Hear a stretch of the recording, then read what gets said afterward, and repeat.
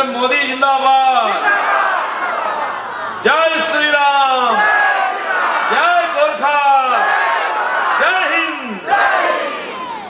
आज इस विशाल सभा में मंच पर उपस्थित यहाँ के युवा और जुझारू सांसद राजू भाई, हमारे साथ आए मेरे साथी प्रदेश भाजपा के उपाध्यक्ष माननीय अर्जुन सिंह, हमारे भाई जेएनएलएफ का अध्यक्ष मनमोहन सिंह, हमारे यहाँ के पॉपुलर एमएलए नीरज जिम्बा, हमारे पहाड़ की जिला के अध्यक्ष भाजपा के प्राध्यापक श्री कल्याण दिबांग और माननीय स्वराज थापा, मनोज दिबांग, हमारे एक्स प्रेसिडेंट रोका राजू, बीपी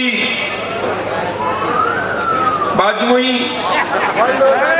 सावन राज और एलएम लामा, हमारे वरिष्ठ नेता और बहुत सारे नेता यहाँ बैठे हुए हैं। समय कम है, उनके साथ आपका परिचय है, लेकिन सर्वोपरि आज की जो सभा है जिसमें इतने देर से आप लोग खड़े हैं और भाषण सुन रहे हैं, यहाँ पहाड़ के मेरे भाई और मेरे बहनें सबको मेरा प्रेम भरा नमस्कार, धन्यवाद, अभिनंदन।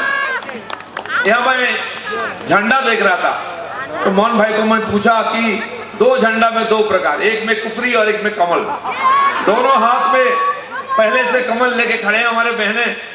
नारी वाहिनी की प्रतीक है तो पहाड़ ने दोनों हाथ में दो ले ली, पहाड़ की प्रतीक कुकरी गोरखा की और राष्ट्रीय पार्टी सरकार की प्रतीक कमल साथ है। आज दोनों साथ चलेंगे पहाड़ के विकास के लिए, इसलिए पहाड़ को कोई धोखा नहीं दे सकता है। मित्रों, मुझे बहुत दुख है, मैं 3 साल पहले आया था, शायद कुछ लोग मुझे उस समय देखे हैं, जो हादसा हुआ था दुर्गा पूजा के बाद, विजया के बाद। हमारे पहाड़ के भाई बहनें उस समय जो विपद से, संकट से जूझ रहे थे, उनके साथ खड़ा होने के लिए मैं विजया सम्मेलन के लिए आया था। लेकिन यहाँ के कुछ लोग हमारे पीछे गुंडा लगा दिया, हमारे ऊपर आक्रमण किया। हमारे जो मित्र थे, मनोज भाई यहाँ है और भी सागर था, हमारे उपाध्यक्ष और जयप्रकाश मजुमदार, मेरे ऊपर उन्होंने आक्रमण किया। हमने थाना में जाके अपना सुरक्षा की, लेकिन जिस समय पहाड़ जल रहा था, यहाँ के गरीब लोगों को खाना नहीं मिल रहा था, मुझे मालूम है कई लोगों को उस समय मिला। ऐसे परिवार था 7-7 दिन तक घर में चूल्हा नहीं जला, माताओं ने ना खुद खाए ना घर वालों को खिला पाए। उस समय हम सिलीगुड़ी से ट्रक में अनाज भेजते थे, यहाँ राशन भेजते थे, लेकिन टीएमसी के गुंडे नीचे उसको लूट लेते थे। दिनों दिन तक पहाड़ के लोगों को खाना नहीं मिला। मैं देखने आया था और कोई नेता 3 साल तक पहाड़ में नहीं आया था क्या? यहाँ की नेता भी यहाँ से भाग गए थे। पुलिस के अत्याचार से सैकड़ों लोग पहाड़ से दूर थे। आज भी कई सौ लोग पहाड़ में घुस नहीं पाए, उनके ऊपर 50-50 केसेस हैं। ऐसे कुछ हमारे मित्र यहाँ बैठे हैं जिनके ऊपर 50-50 केसेस हैं, लेकिन उन्होंने भी पहाड़ वासियों को नहीं छोड़ा, इतना अत्याचार झेला, फिर भी साथ है। फिर एक बार परिवर्तन के लिए भाजपा का झंडा अपने हाथ में उठाए हैं। इसलिए फिर एक बार मैं आया। पिछले चुनाव के समय भी मुझे आने की इच्छा थी, आप लोगों से मिलने की इच्छा थी, लेकिन परिस्थिति अनुकूल नहीं थी, पुलिस ने अनुमति नहीं दी, लेकिन मैं नहीं आया। लेकिन आप लोगों ने हमारे जुझारू नेता नीरज जिम्बा को यहाँ से एमएलए बना करके विधानसभा में भेजा है। आपकी प्रतिनिधि है वहां। मित्रों, जो समय किया उसको याद करना चाहिए। किसने हमारे साथ ऐसा अत्याचार किया? जिस हाथ ने अत्याचार किया, इतने लोगों को मारा, हमारे नौजवानों को गोली से भून दिया, डंडा से मारा, उनको ट्रीटमेंट तक करने नहीं दिया, हॉस्पिटल ले जाने तक नहीं दिया। वो काला हाथ ममता दीदी के हाथ के साथ हमारे मित्र बिमल दाजू ने हाथ मिला लिया। मुझे यही दुख है, जिन्होंने पहाड़ वासियों को इतना यातना दिया, इतना अत्याचार किया, पहाड़ के युवाओं को मारा, और आप पहाड़ के नेता होके कौन सा मजबूरी थी कि आज दीदी के साथ हाथ मिला लिया? हम आपके साथ हैं, पूरा देश आज पहाड़ के साथ है, आप लोगों के साथ है, आपको न्याय हम दिलाएंगे, ये हमारा संकल्प है। इसलिए नौजवान एमपी को आपके साथ भेजा है, आपके लिए दिल्ली से पहाड़ तक वो लड़ाई कर रहे हैं। हमारे होम मिनिस्टर, हमारे प्राइम मिनिस्टर आपके साथ है। पूरा सरकार आपके साथ है। और बार बार हमारे मंत्री, हमारे नेता आकर के यही बात बोलते हैं कि यहाँ के लोगों की जो संकल्प है, जो सपना है, उसको हम सफल करेंगे। और देश के संविधान के दायरे में इसका चर्चा करके, चाहे 11 जाति का ट्राइबल रिजर्वेशन का हो, चाहे और सारे बातें हो, उसको राजनीतिक परमानेंट सॉल्यूशन होना चाहिए, ये हम मानते हैं। और हमारे चुनाव के जो संकल्प पत्र है, मैनिफेस्टो है, उसमें बार बार हम उल्लेख करते हैं। क्यों?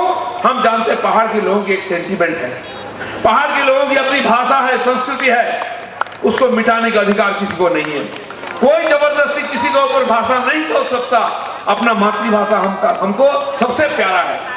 मैं बांग्ला भाषी हूँ, मैं बांग्ला बात करता हूँ, सबसे मुझे सुकून मिलती है बांग्ला में बात करने के लिए। लेकिन देश की राष्ट्रभाषा हिंदी है। यहाँ की लोगों की भाषा नेपाली है, मुझे भी नेपाली उतना ही प्यारा है जैसा हिंदी प्यारा, जैसा बांग्ला प्यारा है। हर भाषा का बराबर मर्यादा सम्मान होना चाहिए और हमारी संविधान भी अधिकार देती है और हम इसको मानते हैं। मित्रों, मैंने पहाड़ में कई बार इसके पहले भी आया है। यहाँ के लोगों के परिवार में मैंने भोजन भी किया है, इसीलिए उस समय जो हमारे ऊपर बीता, जिस प्रकार से पहाड़ के लोगों पर यातना दिया गया, वो मैंने देखा और उसका भागीदार मुझे भी होना पड़ा। मेरे ऊपर भी अत्याचार हुआ है, इसलिए पहाड़ के साथ हमारा आत्मिक जोग है। मौका मिलता है हम आते हैं, यहाँ के नेता जब आते हैं हम मिलते हैं कलकत्ता में, और दिल्ली में हमारे बड़े नेताओं के साथ बार बार मीटिंग होता है। इसलिए जो आपकी डिमांड है उसका पूरा हो, इसके लिए हम पूरा प्रयास करेंगे, लड़ाई करेंगे। आज बहुत खुशी की बात है, आज सब साथ आए हैं, आप सब पार्टी अपना अपना अस्तित्व बचा करके पहाड़ के लिए हम सब लड़ाई करेंगे। देश की संविधान को, कानून को मानते हुए हम लड़ाई करेंगे और यहाँ के लोगों को सपना को पूरा करेंगे। इसलिए भारतीय जनता पार्टी जब से आपने हमारे एमपी को जीता है, 9 साल से लगातार 10 साल 12 साल आपके साथ हैं और जब तक हम राजनीति करेंगे साथ रहेंगे।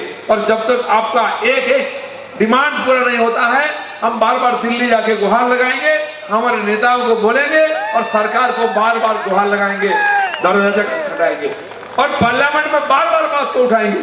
आपका युवा सांसद हर दिन कोई ना कोई पहाड़ का विषय लेके खड़ा हो जाते हैं और वहां बोलते हैं, आप सुनते भी हैं, क्योंकि यहाँ के लोगों की डिमांड अभी तो अधूरा है, लोगों की सपना अधूरा है, लोगों का अधिकार अधूरा है। मित्रों, यहाँ दार्जिलिंग, कालिम्पोंग शिक्षा के लिए जाना जाता था। कलकत्ता के लोग, बंगाल के बाहर के लोग अपने बच्चों को यहाँ भेजते थे पढ़ाई के लिए, और आज पढ़ाई बंद हो गया। जैसा कि राजू जी ने बोला, स्कूल को मार्केट में बंद कर दिया गया, बदल दिया गया है।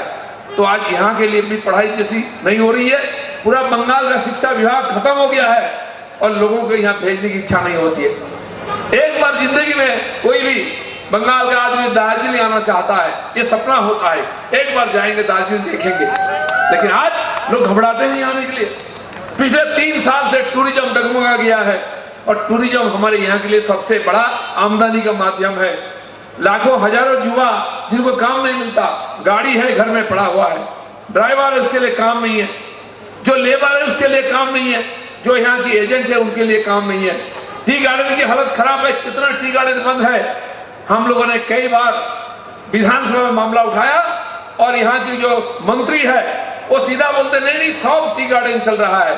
शायद वो कभी दार्जिलिंग आए नहीं है, डुअर्स आए नहीं है, यहाँ के लोगों को दुख को देखा नहीं है कि किस ढंग से, किस प्रकार से लोग जीते हैं। यहाँ पानी की कमी है, यहाँ लोगों की कमाई नहीं है और इतने सारे नौजवान हैं, इनके पास काम नहीं है। हम जानते हैं पहाड़ की पानी और पहाड़ की जवानी वो पहाड़ में नहीं रहता है, उनको कमाने के लिए बाहर जाना पड़ता है। पानी यही होती है, साल भर बारिश होती है, लेकिन यहाँ के लोगों को पानी के लिए तरसना पड़ता है। माताओं को चिंता करना पड़ता है, 1-1, 2-2 किलोमीटर दूर से पीने की पानी लाना पड़ता है। लेकिन केंद्रीय सरकार बार बार पैसा देता है, वो पैसा खर्चा नहीं होता है या तो लूट हो जाता है। पहाड़ को लूट लूट के कुछ लोगों ने अमीर बन गए, लेकिन पहाड़ के लोगों की जिंदगी का परिवर्तन नहीं हुआ है। इसलिए हम परिवर्तन यात्रा निकाले हैं, सही परिवर्तन, सच्चा परिवर्तन बंगाल को और पहाड़ को होना चाहिए। इसलिए भाजपा लड़ाई कर रही है। देखिए, हमारी सरकार ने अपनी इच्छा शक्ति के द्वारा आसाम का समस्या को समाधान किया, बोडोलैंड का, कश्मीर का 70 साल पुराना प्रॉब्लम था, जो पूरा इंटरनेशनल प्रॉब्लम बना दिया था लोगों ने, उसको समाधान किया। वहां चुनाव हो रहा है, लद्दाख में चुनाव हो रहा है, लेकिन दार्जिलिंग में जीटीए में चुनाव नहीं हुआ। 1 साल से लंबित है, चुनाव नहीं है। हम लोगों को बुद्धू बना करके एक झुंझुना पकड़ा दिया है जीटीए। लोगों को कुछ नहीं मिला, ना जीटीए का कोई पावर है स्वतंत्र रूप से काम करने का, ना उसके माध्यम से कोई परिवर्तन हुआ है। इसलिए मन भाई ने ठीक बोला है, इस जीटीए को डस्टबिन में फेंक दो, 3 लोगों के हाथ में पावर दो, वो अपना प्रतिनिधि चुनेंगे, अपना भाग्य को बनाएंगे। पहाड़ के लोगों में इतना हिम्मत है, इतना ताकत है, इतना योग्यता है, वो पहाड़ को बदल सकते हैं, पहाड़ के लोगों को, भाग्य को बदल सकते हैं। इस प्रकार लोग यहाँ पहाड़ में हैं। हम चाहते हैं यहाँ के युवा राजनीति में आए और राजनीति में नेतृत्व करके पहाड़ की राजनीति को बदले, पहाड़ के लोगों को, भाग्य को बदले। हम पूरा साथ देंगे, ये हमारी पूरी संकल्प आपके सामने है। बहुत दिन के बाद मैं 3 साल के बाद आया पहाड़ के लोगों के साथ मिलने के लिए। बहुत खुशी हुई, इतने सारे संख्या में आप यहाँ उपस्थित हैं। मेरा भी हिम्मत बढ़ा है लड़ाई करने के लिए और इच्छा शक्ति बढ़ी है। खाली पहाड़ नहीं, पूरा बंगाल को हम बदलेंगे। ये जो सरकार है, ये ना गरीबों को देखता है, ना अमीरों को देखता है, ना युवाओं को देखता है, ना महिलाओं को, ना किसान को, ना श्रमिक को। मित्रों, देश भर में गरीब लोगों को मोदी जी ने साल में 5 लाख रुपया एक परिवार को दिया है।